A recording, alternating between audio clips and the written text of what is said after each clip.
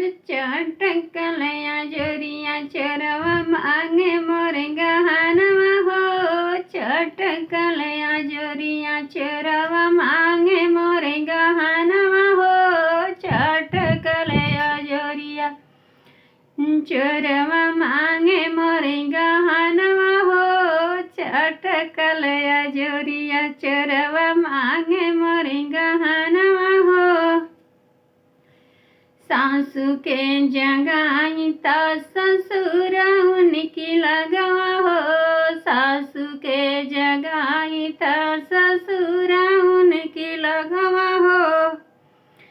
और आम के की जगाई अम्बयल परनवा हो। चटकलया जोरिया चोरवा मांगे मोरे गहनवा हो।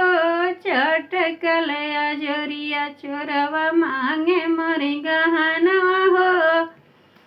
चटकलया जोरिया जेठानी के जगाई त भसुर उनकी लगवा हो। जेठानी के जगाई त भसुर उनकी लगवा हो। और अब के जगाई अम्बयल परनवा हो। अब के जगाई अम्बयल परनवा हो। अरे चटकलया जोरिया चोरवा मांगे मोरे गहनवा हो। चटकलया जोरिया चोरवा मांगे मोरे गहनवा हो।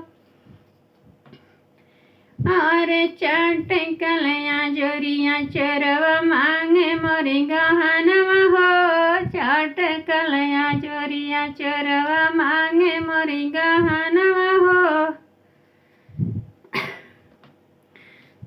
देवर के जगाई त ननद उनकी लगवा हो। देवर के जगाई त ननद उनकी लगवा हो।